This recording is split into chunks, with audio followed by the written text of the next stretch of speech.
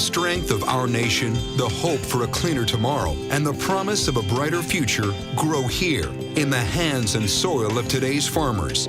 One such promise comes in the form of biofuels, a clean-burning renewable energy source that can be composed of vegetable oil.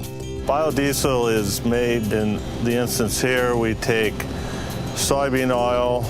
Crude soybean oil is produced at the crush facility behind us and is then, once refined, the biodiesel plant through a process called transesterification. We put methanol with the soybean oil and a catalyst, and it basically, through the process, creates biodiesel and then a byproduct. A study by the Departments of Agriculture and Energy shows that biodiesel produces the highest energy balance of any other liquid fuel, a pretty impressive result for what was previously considered byproduct. Still, as soy-based fuels build demand, many speculate how it will impact the price and supply of soy production for consumers and animal feed, a market that accounts for 32 million tons of domestic soy production. The livestock industry is a huge customer for soybean growers. In fact, I think of all the soybean meal that's produced in this country, about 95 to 98% goes into the livestock industry. So pork is a big user of soybean meal, as well as poultry and turkeys. So we're very connected to that livestock industry. Well, without the animal ag industry, there's no point in planting soybeans. I mean, it's that simple. As it turns out, biofuels have had a positive effect for many meat producers, helping to balance price increases for soy meal. The feed cost that we have with our turkeys is the primary cost in raising a bird.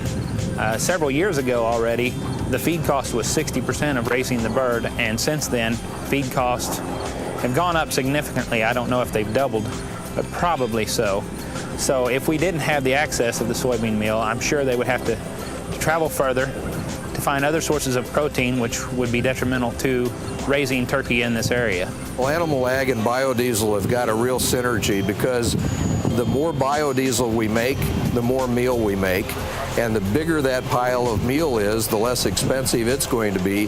So livestock producers get the same high-quality protein and carbohydrate source that they've always gotten out of soybean meal, but they get it at a little bit lower price, because you go back even 10 years ago, the price of soybeans was driven by soybean meal. Today it's much more oil, so biodiesel is carrying more of that price burden. That's been a boon to the value of soybeans, because previously there wasn't the demand for the oil that there is now.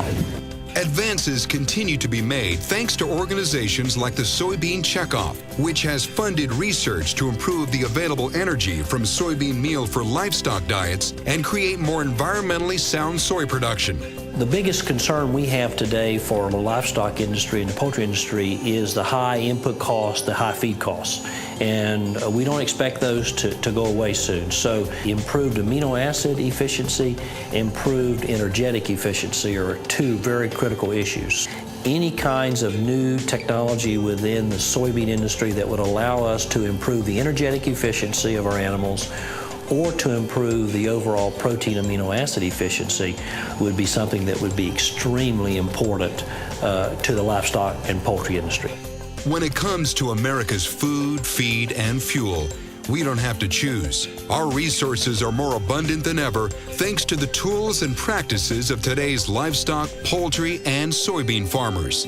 Show them your support and keep the U.S. economy strong.